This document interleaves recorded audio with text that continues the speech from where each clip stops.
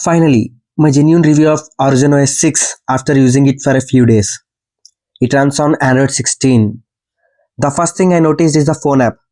It has been completely redesigned for a better experience, though it looked a bit bulky at first, compared to old FunTouch OS, which felt less user-friendly due to its small interface and dull fonts. OriginOS 6 now feels much cleaner, simpler, and more comfortable to use day-to-day usage. Next, they added a new feature called Motion Prompts, which places a small stability dots on the screen to help reduce the motion sickness while using your phone on buses or trains. These dots give your eyes a steady point to focus on, so scrolling feels smoother even when the vehicle is moving. It's simple, suitable, and surprisingly effective for daily travel. So I highly recommend you to activate this feature while you are traveling outside in a public transport. Next, they also redesigned the volume control panel. It looks cool and feels more futuristic with smooth animations. Next one, they're still making us confused.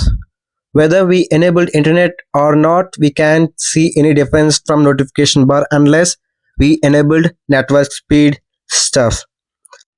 Now you can clearly see the notification panel was completely redesigned with glassy style, like Xiaomi or iPhone style. They also added a feature like torchlight intensity. So if you are iPhone user, you can feel that how useful it is, like changing the intensity from lower to higher. And I really like this stuff. Next, super battery saver feature. This feature is really fantastic if we want to save battery or make our battery last longer during any travel stuff we do. So technically, they restrict every apps which run background, and they allow us to only use minimal apps in it. So we can't add more apps.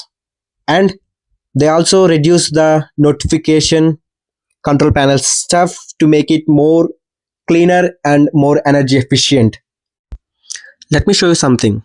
If you enable internet, then there is no network speed indicator bars at the status bar. So that means they are completely restricting unnecessary stuff which we don't want to use while we are running out of battery.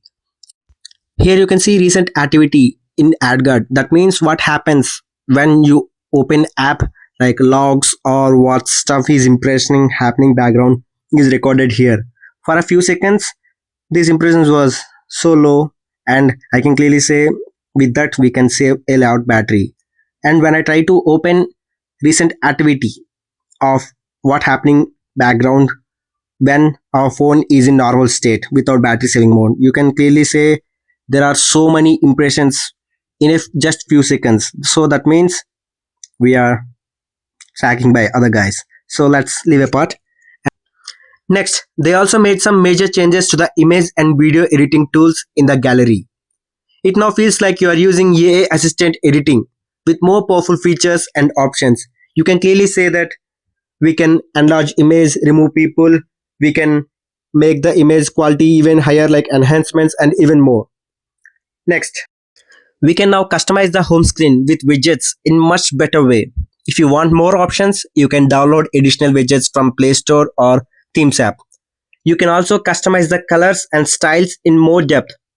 There is no limits, and you can do whatever combinations you like, and you can also apply it to the themes and icons too. You can also customize wallpapers, home screen, always on display, fingerprints, and charging animations, whatnot, with the way more options than what we had in FunTouch OS. The only limit is your creativity. You can literally make your home screen like personal and alive. Here it is. We can also add dock on home screen and even create a private space that can be accessed by swiping the dock. It can be locked with password or fingerprint for storing private stuff. Finally, Origin Island has been added with real-time updates. You can copy or share the information to the other apps by dragging it to camera part.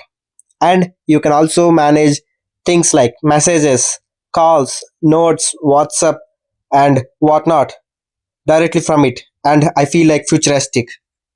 They also improved the sound and vibration settings with deeper customizations.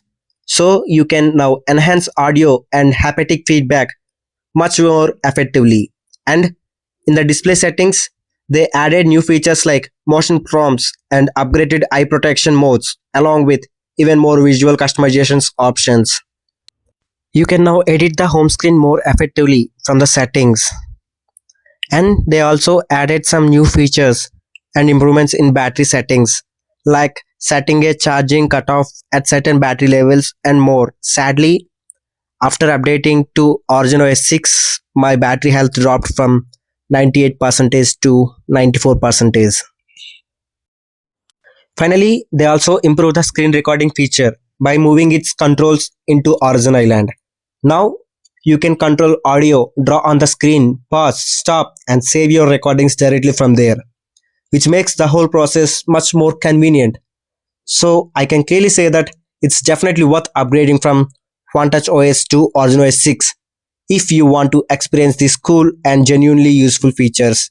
I also noticed performance improvements. Even the benchmark scores are higher compared to Android 15 of my Android device, iQOO 13. That's all for today. Thanks for watching 01 Byte. See you in next one.